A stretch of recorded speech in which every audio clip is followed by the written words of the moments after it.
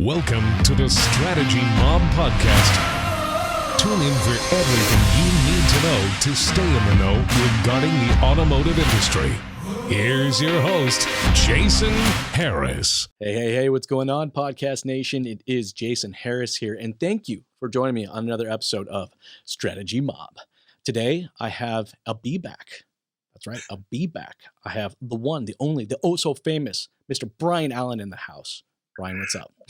You're way too kind. Careful there.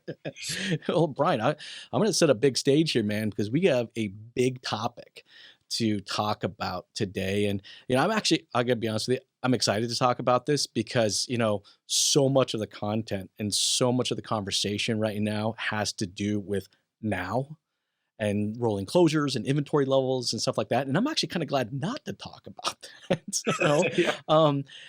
We've jammed about this before, the importance of dealers just being, proactive versus reactive. And that's what a lot of this conversation is going to be about today. But before we deep dive right into that, for everybody out there who's watching and listening and, kind of don't know who you are, Brian, and kind of how you got started in the business, I figured we'd kick off today's podcast with a little origin story. So Brian, how did you get started in this crazy little world we call the automotive industry? Well, I'm probably one of the handful of people that grew up and said, I want to be a car salesman. Everyone wanted to be a lawyer, doctor, fireman, policeman. But I started trading Hot Wheels, at 5 and 6 years old. And I knew I wanted to do something in cars. But so I started selling cars when I was 18 years old. And I was fortunate enough in 1985 to join what became the Galpin Premier Automotive Collection, a division of Galpin Motors. Mm-hmm. And I was there from 85 to 2018, 33 years. And I oversaw 9 different brands from Aston Martin to Mazda, Subaru, Lincoln, Jag, even Mercury when it was around, Volvo, Lotus, and multiple points, Subaru. So a lot of retail experience. And when I retired, it was really more that there's so much happening for dealers in the new age of transportation, the new trends. I said, I want to go at it at a different angle and help dealers leverage what these new opportunities are going to be. So I'm still a car salesman at heart, but I bring in the tech and I want to make it easier for car dealers to do business by leveraging the infrastructure they already have. And we'll talk more about that, but I think it's an amazing time. It really is amazing time. There's our industry has changed more in its approach to communication, to marketing, to the sales process in the last 9 months than we probably have in the last 40 years combined. And a lot of that was because our backs were against the wall and we were forced to do so. But hey, look, I'll take change any way I can get it. If it's forced change, I'll take it, but I still think that there's a lot of change coming. And, today we're not necessarily talking about the pandemic. There are just a lot of fundamental manufacturing and technology changes that are coming in that as dealers, dealer groups, we need to have these conversations now because waiting 5 or 7 or 6 years down the road to have the conversation is just not the right way to do it. So today's topic, EV and autonomous vehicles. I love this topic. When I was at the NADA just before the world shut down, it was in Las Vegas, and I had a chance to jump in an autonomous taxi. And I got to be honest with you, Brian, it was awesome. It was just a super cool experience. And within minutes, I was like, the moment I can buy one or subscribe. Sure. Think about the productivity. Right? Oh my gosh, it was amazing. So, why don't you, let's start with there. Kind of, where do you kind of see the industry at as far as EV and autonomous vehicles, time-wise? Okay. So, if you don't mind, I want to just take a couple steps back because I always like to come from a car dealer perspective. Cool.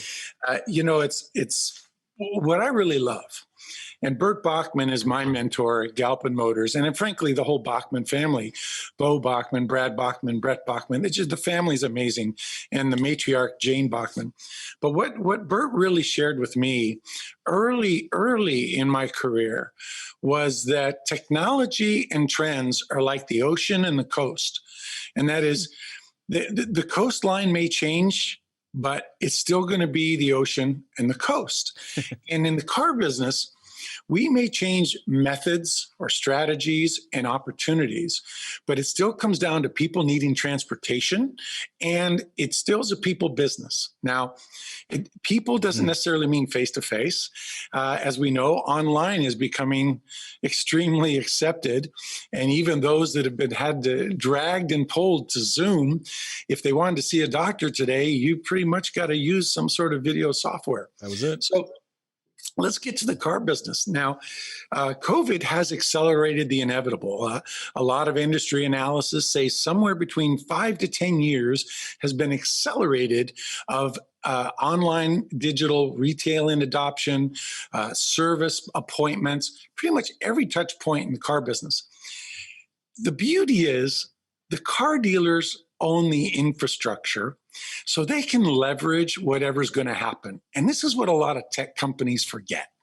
So I like to talk about food and drink, because I do enjoy a glass of wine, maybe a martini, and a nice steak. You and me both. But you think about the restaurant, the person who owns a restaurant. If the trends kind of shift away from steak and go to tofu or Beyond Burger, the restaurateur, all they have to do is change the menu. Exactly. Right? They own the restaurant, they own the real estate, they've got the kitchen. So as long as they benefit, and I wrote an article that was just published by Ward's Automotive, and it was basically about Burger King and the Impossible Burger. And what some may not realize is that Burger King was one of the few initially that said, hey, let's give this plant-based burger a try. But the backstory is what's really interesting. That the traditional board members of Burger King were like, wait a minute, we sell hamburgers, we sell cow, And anyway, the good news is the people went over and said, wait a minute, if there's anybody who can sell plant-based burgers the cheapest, we already have the infrastructure. All we got to do is open the box. Exactly. And put those bad boys on the grill. Well, Impossible Burgers become somewhere between 30 to 35% of Burger King's growth in sales. And Burger King is now producing year-over-year growth that is, no pun intended, has previously been impossible in their industry. So similarly, the car business. We have EVs, where people saying, oh, dealers are going to be redundant because there's no maintenance, there's no oil changes, there's brake changes like once every 100,000 miles, and people aren't going to need to go to the service department. Well, and there's certainly truth to that. But then they say, oh, and then autonomous cars. People won't really need to own cars because they can just, like we used to do with horses, whistle. And the car comes, but it's a digital whistle through our phone. So guess who's in the best position for all of this? And that's the dealer who already has the infrastructure. Yes. So, today, mobility, dealers can get into the mobility world by starting to prepare their fleets. Dealers liquidate aged inventory today. Dealers, now COVID, of course, has created a bit of an inventory shortage, but we know that all that will end up right-siding itself. But there's always going to be aged inventory. Well, imagine today putting it on a mobility platform that people can request a car on demand through their smartphone and either have it delivered to them or pick it up at the dealership and rent it for 3 days to 3 months. Subscription, maybe 3 months to a year. All of these things, instead of wholesaling cars at a loss, instead of taking those write-downs, now your aged inventory is a revenue stream. So I'm senior vice president today of HyreCar, and that's what we help dealers do. Take their inventory that they would otherwise liquidate, and let's learn about mobility, because you're going to be the leader. And the dealer, again, I like to say they're not going to be a player in the mobility space of EV and autonomous. They own the stadium. They really do own that stadium, right? And I think what it is for a lot of dealers out there, there's this element of fear. We were talking a little bit before we hit the red button and started recording today. You know, the last ownership model change we had was leasing almost 40 years ago, and Great point. we're way overdue for a different model. The consumer is demanding a different model. I mean, I almost kind of picture it as kind of like a volcano that, we know erupts every 20 or 30 years. And now we're Right, 10, 20 years overdue, and just right. everyone's just kind of sitting there staring at it. And I feel like the consumer is staring at us as an industry and going, all right, what's next? Do I really have to come in and just do another lease? I'm only on my 11th lease now, Yeah. and do I really have to come in and finance something for the end of time and never actually pay it off, and the never, never, never plan? And I think that EVs play a big part of that. Autonomous plays even a bigger part of that. And look, dealers right now out there that are shaking their heads for this beginning part of this conversation, go, no, we don't really need to do this. Look, the manufacturers have already made the moves. Right? I don't think there's a single manufacturer that has not openly come out and made a either small or huge commitment to Yeah. electric vehicles, and we gotta have that discussion. So let's do electric vehicles, then we'll jump over to autonomous real quick. Great. In your thoughts, your opinions, how does a dealership prepare themselves for manufacturers making a large commitment to electric vehicles? So the first is really, let's look at the dealership's strengths. And Hmm. again, the beauty about electric cars is they need charging. So Exactly. dealers actually, the progressive ones already today, this isn't theory, they're actually making revenue by putting charge points on their properties, Hmm. superchargers, things that accelerate charging. Because of course, many customers that will have an electric vehicle will charge at home, but often when you're on the road and suddenly you say, "Oh, gee, I need 15 minutes of a quick charge to get another 100 miles worth of, in essence, fuel." I can just go to my local dealership and swipe my credit card and pay $5 for 15 minutes of a supercharge, or maybe 10. Oh, by the way, the dealership was smart enough to put a little bit of a cafe or a restaurant, and you create a destination. And this is where I get Experiences. so excited, is that Hmm. dealerships typically, yes, they've been associated with a dental office. Who wants to go get a root canal? But even my dentist has started pre-COVID, making it fun to go to the dentist. A little self-serve Keurig and vibrating chairs and all this Yep. stuff. So, but a dealer is only going to have more real estate in the future, because as we see this on-demand delivery from the manufacturers, where just-in-time arrival of inventory, instead of like Galpin, for example, holding 6,000 cars in stock, It's a huge officially, financial demand on dealers. Huge financial demand. right? They're doing the same amount of business today, or more pre-COVID business, than with 3,000 cars in stock. So they've got a Hmm. lot of real estate. So now that real estate can be converted. Imagine, first of all, EV. So instead of making money in oil changes, which actually very few dealers do, That's true. you actually make money on your charging stations. And then you make it a nice atmosphere and you put a Starbucks in there.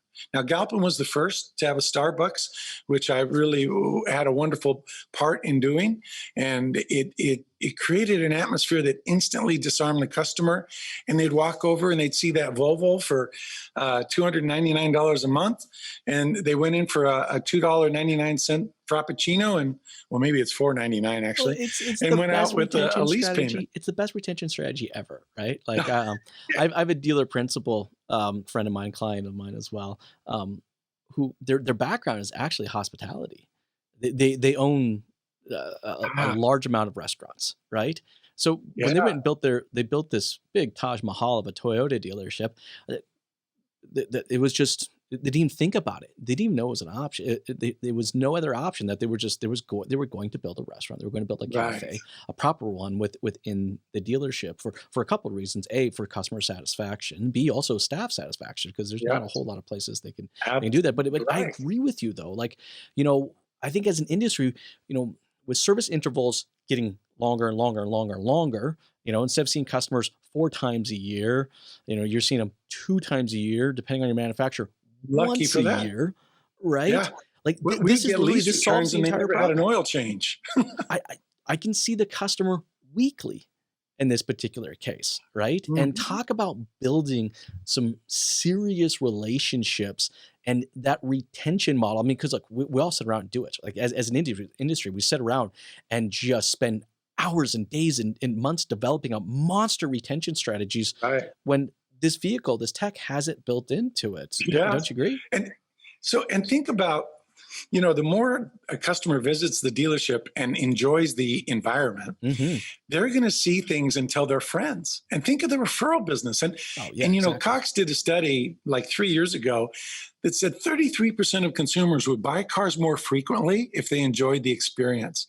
So just imagine the upside opportunity that dealers have if people found it more convenient. In my neighborhood, I've got people that could afford to buy 16 Mercedes if they want to. Sure. And they've got a 5 to 15-year-old, 20-year-old luxury car that they don't change just because they don't enjoy the experience. So huge upside. And the EV is just the beginning of it, because on-demand transportation is growing. And here we talk about the here and the now, because we have to eat today as well as plan for the harvest tomorrow. That's so true. Even though I find dealerships don't do enough of that, right? Right. Like we're so stuck in that 30-day cycle. And I think that's, Yes. look, if you're watching or listening right now, this is what this whole podcast is about, is we want you to start you need to have these conversations, because no matter what you think or feel, right? Bottom line is the entire industry and the client is moving that direction. But sorry to interrupt, but continue.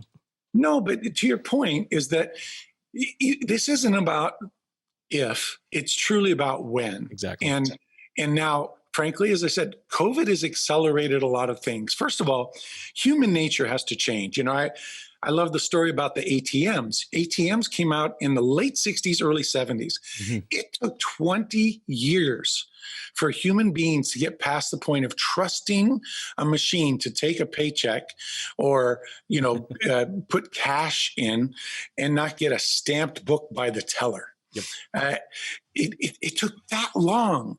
And even then, the benefit of ATMs, bank branches didn't close.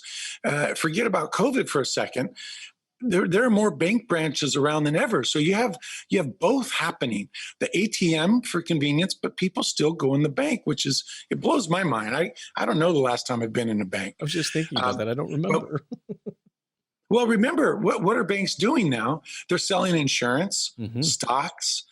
They're doing money management. So they're really working for credit lines, mortgages. So it's kind of like the dealer. Other revenue streams are what banks are working to do, and that's what they do. You've got a client manager. You put a couple $1,000s in the bank, and suddenly you have a private client wealth management. So this is really where I see the dealership space being able to leverage this new technology. Now, here's the best part. Billionaires, well, I should say billion-dollar companies, are investing a lot of money in tech to disrupt the automotive dealer. And what now they're finding, and this is going on the past year, actually they need to partner with the dealer to leverage this technology. Yep. And I talk about drinking and wine and stuff.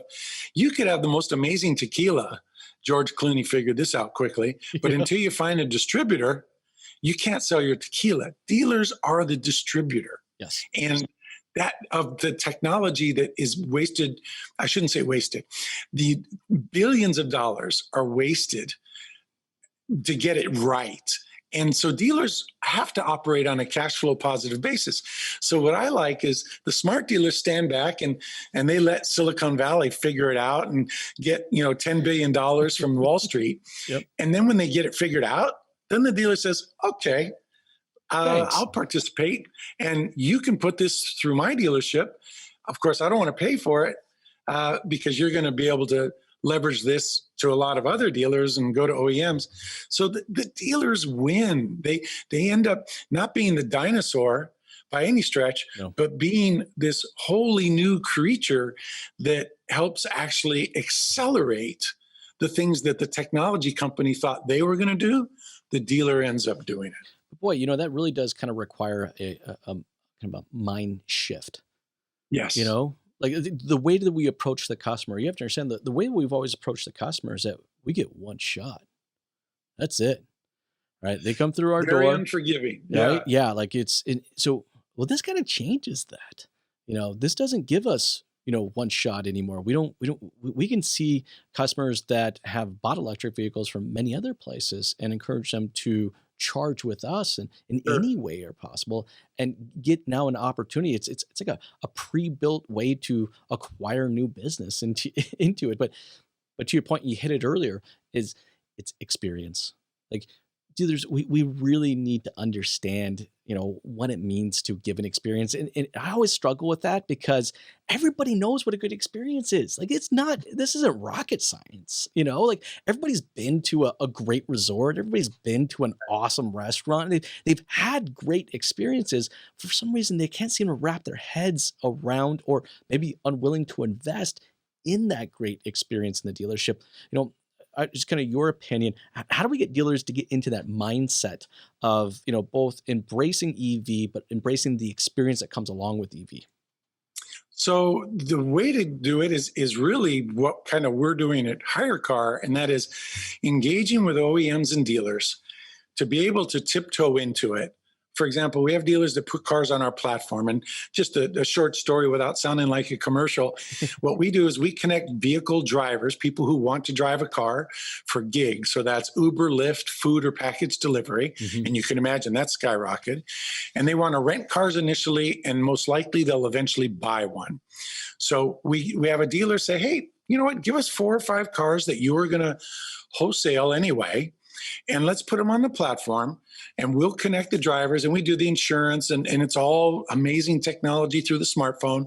The dealer doesn't have to worry about administration other than handing the keys to the person who comes to the store. Not much different than a traditional rental or loaner car. Mhm. And even that's changing because we're working with keyless technology where the dealer doesn't even have to do that. But so the dealer can tiptoe into this, getting used to a customer inquiring to reserve a vehicle from 2 days to 6 months. And the beauty is that all the dealer has to do is have that car ready. And yes, you're similar. You mentioned leasing, which is such a beautiful analogy, in that leasing was a paradigm shift as well for dealers, because it's like, I like to sell cars.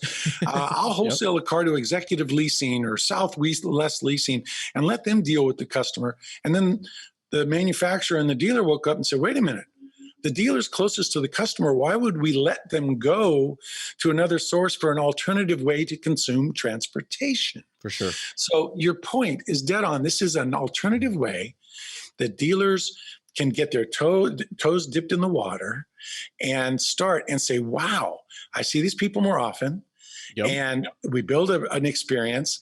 And it leads naturally into autonomous, because dealers, my vision that, some thought it was 10 years out now. I think we're closer to 2024, 2025. Mm-hmm. Dealers will have little fleets of autonomous vehicles because they're closest to the customer again, and they're closest to their immediate geographic circle. And someone will just basically call for maybe a Ford Escape to autonomously drive to them to have for the weekend. And because they're working from home, because a lot of work paradigms are going to shift permanently because of COVID, they don't need a car Monday through Friday, but they want it maybe Friday night through Sunday. And I think that's so important. So like the dealer wins. That's right. See, that's what this whole thing about. So we're trying to drive home. The dealer wins here, right? I think there's still the kind of this fear with autonomous vehicles that the autonomous vehicle is going to put them out of business. But again, autonomous vehicles need a central hub. Like they have to go back somewhere. They need to be charged, or Yes. they need to be serviced. They need to be cleaned. They need to be sanitized, right? They're a fleet that still has to be managed and still has to be handled. Right. And yeah, guess what? Dealers got a lot of space and building and I infrastructure want to to make handle sure all of this. private ownership is going to be around for a long time. And For sure. actually, my ideal, I'm looking to have a privately owned autonomous car, right? I'm with you. Me too. We've gone full circle. It's basically like the horse. So that's what's really going to be fun. There are times where I want to drive, times I don't. And so there's just all ways to win. But what I do know, you touched on it earlier, subscription is another thing. And that's where people don't want to make a 3-year commitment, especially as technology is changing. I know that initially when they came out with being able to buy a smartphone with a monthly payment, everyone said, oh, you're going to have a monthly payment for life. Mm-hmm. Well, in reality, we do have monthly payments for life on almost everything. It's just we either prepay for it Yes. or we pay over a month's term. But with technology, the obsolescence factor is a killer. It's not like real estate where you'd like to enjoy paid off real estate. With a car, as we know, these things are upgrading constantly. Exactly. And Like, why do I want to own one? Right. Like, right. I already am kind of annoyed that I own a car. And I'm like, you know what? I'm like, well, I put a lot of mileage on a car anyways, but I'm 2.5 years into this car I have right now. I have 90,000 kilometers I put on it. I'm like, I don't want this thing anymore. Well, But it's fun. You just mentioned about mileage. So EVs really turn that on its head too. it does, doesn't it? Today you have some EV warranties that are not based on mileage. They're based on years. Some cars are 10-year warranty that it really covers everything. Yes. And it doesn't matter what the miles are. It really doesn't. So that's probably another reason why I'm excited about EV vehicles because, look, I do an oil change every single month. I just had one of my employees, they were complaining they had to do a brake job and it cost them $900 for a brake job. And I said, well, when was the last time you did one? They're like 3 years ago. I'm like, I do it yearly, if not sometimes twice, Right. But I think that's the case is that we have to start thinking of our dealerships. And to your point, they're almost all structured in a way that it doesn't take a whole hell of a lot to change them. But we can start doing this now by focusing on what that user experience, what that customer experience is going to be. Remove the desk, replace them with lounges. Like I was thinking the other day, I was in a meeting with a big group and someone asked the question. I love the way they asked the question. Why should someone want to service with us? Want versus need. I'm like, that's a good question. All right. Why would they actually want to? What do you provide, operationally different than everybody else that would actually make them want to service with you? And I said, well, think about things that you want to do yourselves. When I get on an airplane, I want to be in business class. Mm-hmm. I do. Doesn't necessarily mean I am, but I want to. But I want that type of experience. Could I not just show up to get my vehicle serviced and I can sit down in kind of my own kind of little pod and just have that type of experience? Like I think that's what everyone's got to start asking themselves how to create that experience. But I think a lot of people are lost on how you start the conversation. How would you recommend people start the conversation? Remove the desk. Yeah. It's so funny when we put the Starbucks in at Galpin. Bert Bachman was very concerned that we wouldn't have enough customer parking for our people who wanted to buy cars because of Starbucks. And what we found, the Starbucks customers came really early in the morning before car buyers did. I mean, I'm talking 6 to 9 o'clock, Sure. Right? So fortunately, the pattern of traffic was opposite of our retail automotive traffic. And then, of course, the service customers were over the moon. But here was a big benefit. And this ties into EVs here. So there is connection here. The customer who wanted a loaner car said, you know what, if you can change my oil in a couple hours, I'm okay. You got the Starbucks here and you've got free Wi-Fi. So not only were they enjoying the experience, but we didn't have to pay for a rental car or a loaner car. They're looking forward to it. And then meantime, we're earning $20 in the Starbucks because they had a $5 coffee and several muffins or something. And they were happy. So the EVs are going to accelerate that, remove the desks. And you have dealerships today that are handing customers iPads when they walk in the showroom floor. Sure. And they go, listen, I just want to share our experience. I'm going to hand you an iPad and you're going to start the process and I'm here with you to guide you through it. And you let them know you're not going to meet Guido You're not going to meet a senior finance person who's going to, try and share other products with you. And I'm the one, and you and me, we're going to make this happen together. And by the way, if you don't buy today, that's okay. Hopefully I can earn your business in the future, but you're going to leave here very well informed. And that's awesome. the beauty of the progressive dealer today. You know what it is, and progressive dealer, right? That's what we're talking about, right? Right. I think we're gently pushing people to be progressive, Yes. and look, some of the people listening, watching may say, "Hey man, I'm already on this." And that's great. Thanks. But like, we're not telling you need to go remodel your dealership right this second. Okay. That's the We're not key. telling you that you need to go install, 30, fast chargers at a cost of $1.2 million. Right. Right. Like, well, no, maybe, but, but bottom line is we have to have this conversation because we need to be prepared. So, for the dealers out there that are listening right now or watching Brian and going, okay, I'll have the conversation, right? What are the 2 or 3 things that I need to have the conversation about right now so that I am prepared for EVs and then soon after that, autonomous vehicles? So a couple really great things. When a dealership gets an EV structure in their store, charging station, and it doesn't matter if you don't sell them yet either. Mm-hmm. That's a lot of dealers are waiting till the manufacturer says you must put these in. Get ahead of the curve because you're going to draw customers that are incremental. And there's another thing: the customer will respect you because you're respecting the change, and you're seen not as the typical dealer, you're seen as the progressive. Wow, this company is with it and they care about me, so that when they are ready to get an EV to trade in maybe the one they're driving already, you're going to be that source. You're going to be the go-to.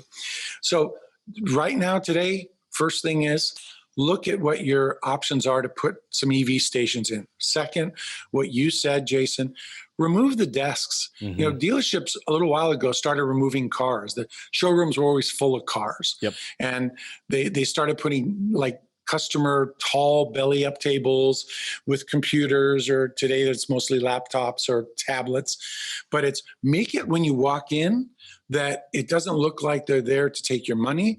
You're there to have a good time. Yes. And dealers can do that now. It's actually make it look like you're a car show. Not a dealership, but that once a year car show. I can't wait for those to come back, by the way. No kidding, me too. But that was, frankly, again, I know I say Burt Bachman's name a lot, but he always wanted his dealership to be a destination to enjoy cars. And then you would end up buying one by default. And that mindset just stayed burned in my brain for all processes. So dealers then also start looking at companies. Of course, I'm going to say HyreCar, but there's a few companies out there that can help you. Cox Automotive, Clutch Technologies, Mm-hmm. another one to help dealers get into the mobility business. And it's the telematics are an important part of it. You want to know where your cars are. It takes away a lot of administration nightmare. It automates things. But Clutch has a lot of great dealer-focused software to manage fleets that are rented to customers. And we say on demand, it's really just rental. But subscription is also rental. It's just a longer term. But renting used cars is an extremely profitable option for dealers that gets them into mobility and start to see a different customer, but an incremental customer. And that's a great place that's how they can start today. So I think it's a great way to kind of prepare yourselves, because like we said it earlier, right? This is not a if it's going to come. It's just simply a matter of when it's going to come. And I think that's the dealers that are going to be prepared for it. Look, it's actually kind of a cool time right now because I'm having dealerships have conversations around their identities in the first place, right? Yeah. For example, I have a handful of Ford dealerships that don't have trucks.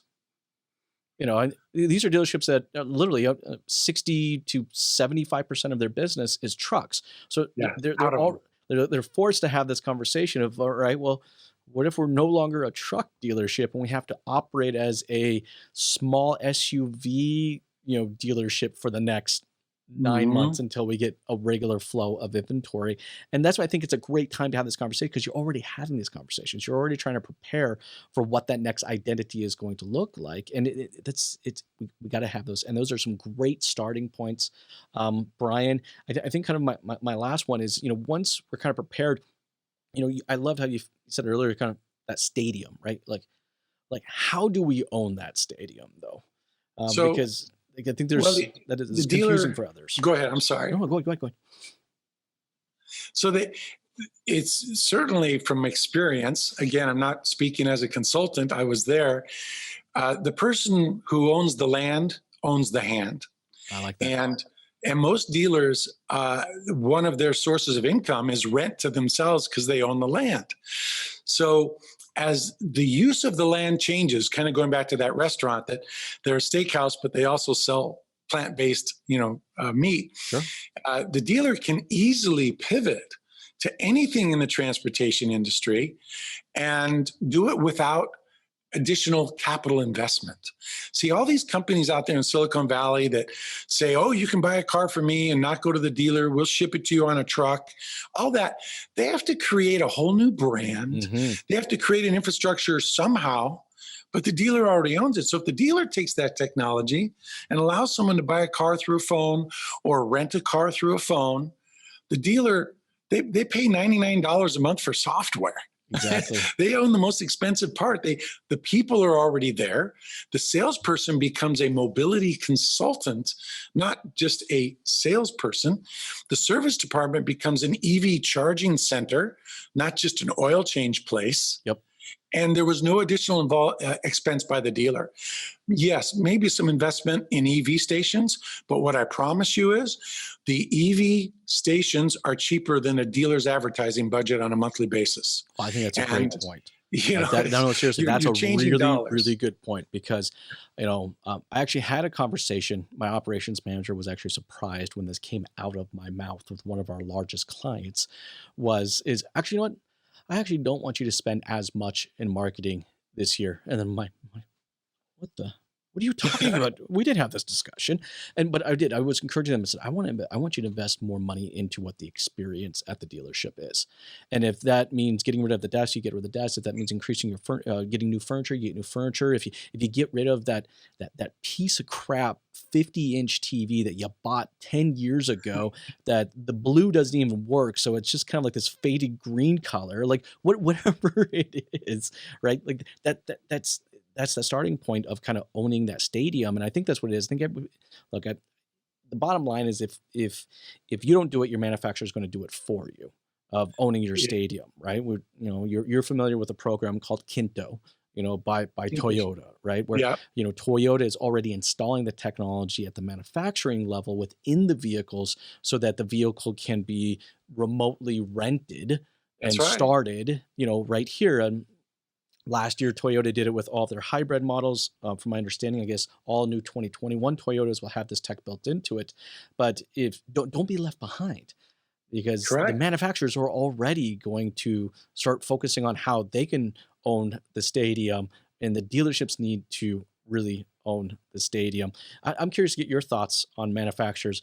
I guess I don't want to say stepping on dealers' toes, but it could look like that. What do you think? Well, the manufacturers are in a tough spot.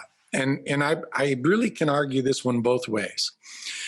The manufacturer has to bring a lot of dealers forward with the thoughts we're talking about today. So what happens is it the carrot or the stick? So they'll typically tie margin to operational initiatives, right? The facilities improvements. You have to have purple chairs instead of red chairs, all that sort of stuff. Yeah. So the manufacturer does have leveraging tools for the dealer that doesn't jump on board with what the manufacturer wants done. So I understand that, because they've got to move the whole experience, because let's just take a manufacturer like Audi, a wonderful brand. But, they've put a lot of challenges to dealers on facilities and constantly improving them. And almost every 5 years, they change something. But Audi's done really well. And it's a opportunity for the dealers that got ahead of it, so that they weren't the last ones to the party. They got to enjoy the differentiation early. So today, before, as you wisely said, Jason, before the manufacturer demands some of these things, let the dealer have their own branded app, because like you say about KintoShare and Toyota, that's branded by the manufacturer. Exactly. The dealer just becomes a facilitator. Mm-hmm. Let the dealer own the app and the process and do it. And then it is the customer retains is more respectful of the dealer versus this is a program by Ford or Toyota. I've never had where an my heart comes OEM from. initiative where I enjoyed being the facilitator of that initiative. Do you know what I mean? Right. Like that has never been, like I remember, my OEM saying, "Hey, look, we have a bunch of enterprise deals and we need you to facilitate that." And I never enjoyed that. And I think that's what it is. Like dealers, like don't get to that place. Don't let yourself get to that place where, your manufacturer will facilitate your growth versus you actually owning and moving that growth along. Brian, I know it's getting towards kind of the tail end of our time, but I do want to talk a little bit before we go about kind of the impact on the operations. And I'm going to take this more towards the direction of the staff, because I think EV vehicles and autonomous vehicles changes the way the staff looks right now in a big way. And I'd love to get your thoughts on that.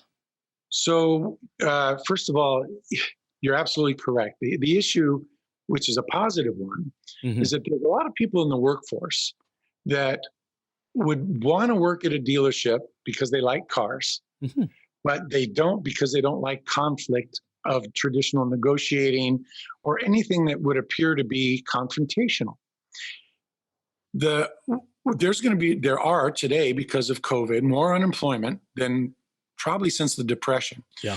So a dealer could never be in a better position to hire more socially aware employees that have compassion for a customer and want to be consultative versus argumentative or confrontational. Sure. Now, look, this isn't something new. Most people don't want to be in a business that's confrontational with a customer or could have any unpleasantness.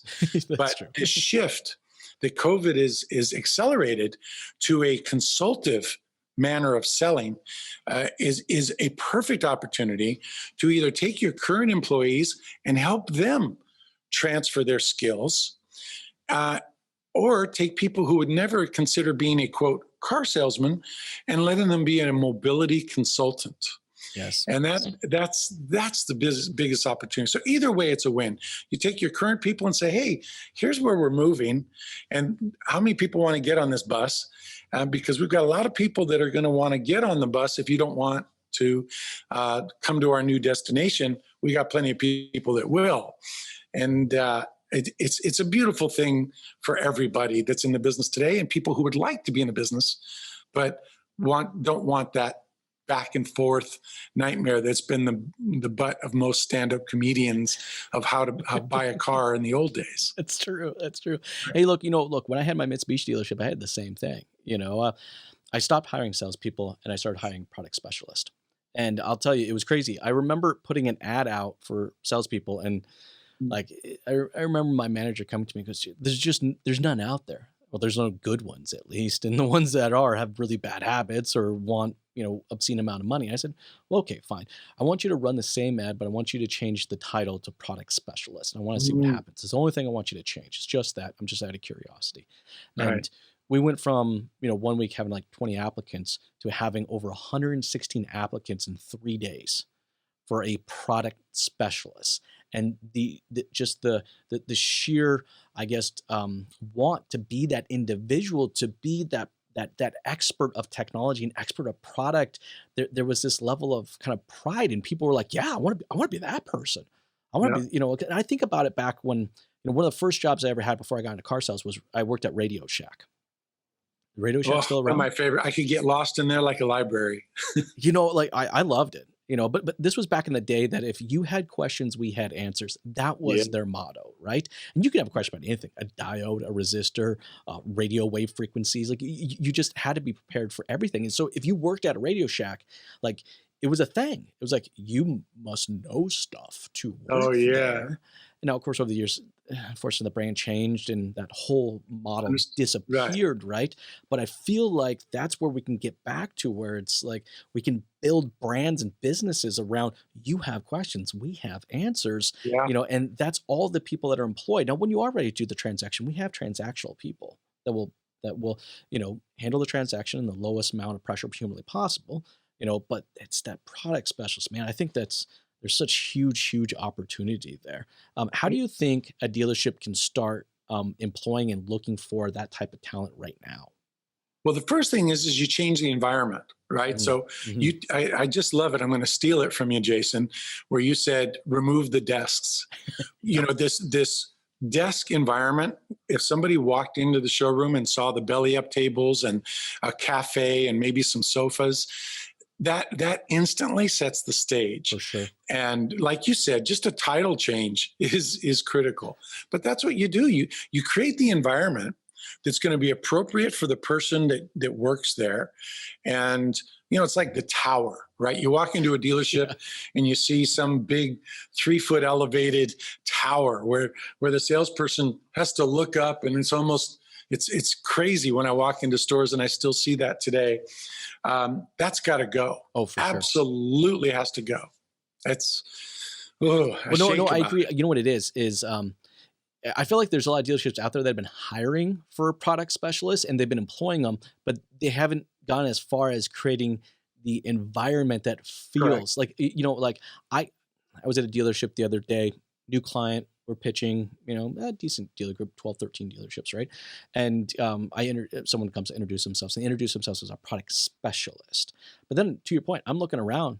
There ain't nothing different here. All I'm seeing Yeah, is the still a environment desk. isn't I'm still matched seeing a that. tower. I'm still seeing, like, the environment doesn't necessarily match what this person's job title is. So I think that is a big thing. We actually have to change the environment. And the cool thing is, you don't do it; your manufacturer will. Because I've seen some of these new layouts for these Yeah, dealerships, and we're getting closer and closer to the point where offices are gone, desks are gone. I'm calling them payment lounges, yeah, finance lounges, where you can actually sit in. I think about it when I used to go to my finance guy. We sat at a desk. Now I go, and he's like, no, come over here. He's got 2 couches. We sit at the couch and we just have a casual conversation. It's just yeah. and it's just like, that's where I see that we have to kind of go, is to this more comfortable lounge type formats. Where it's like, no, just kind of come in. We'll have a conversation about it. I'm Well, excited about that. You? you're so ahead of it, Jason, because when we put the Starbucks in at Galpin, and this was 2002, That's awesome. the customer would say, "Well, can we sit over there to complete the deal?" And Of actually, course. Starbucks had a provision that you couldn't negotiate anything about buying a car in the Starbucks area. And I understood their reasoning. They didn't, they didn't want to grind people. They wanted to grind coffee. I so, like that. so So good. they wanted that to be a safe zone. But what we did is that we emulated the Starbucks furniture throughout other parts of the dealership to have that Ah, comfort zone. yes, comfort zone. Exactly to your point. Well, you know what? It is. I think it's time. We've changed titles, we've changed kind of some operations. It's time to start changing the actual environment. Brian, I know it's the end of our time today, and I'm confident we could probably go a lot longer. But before I let you go, for everyone out there that's watching and listening right now, would love to connect with you, learn more about HyreCar, learn more about kind of what you do and your role. What is the best way to connect with you? It's pretty simple. Brian, Brian, at HyreCar.com. And of course, we wouldn't be a tech company if we didn't misspell it. So it's HyreCar.com. Or you just Google me. You'll see me on probably America's Most Wanted or something like that. But Brian Allan, Brian Allan. And I'd love to chat with anybody out there about different opportunities, or just, share what they can do in their area, and who would be best to help them. That's awesome. I love how just easy you are to approach and just have conversations. It says so much about you as an individual. Oh, Brian, thank you again for being a be-back today all and right. jamming with me. This was a lot of fun. I'm sure we'll be doing it again soon. You have yourself an amazing day. Thank you. Merry Christmas and happy everything. Thanks, you too. Thanks for tuning in to the Strategy Mob podcast with your host, Jason Harris. Don't want to miss new content? Be sure to sign up to be a mobster at strategymob.com to stay in the know. Remember to like, comment, and subscribe.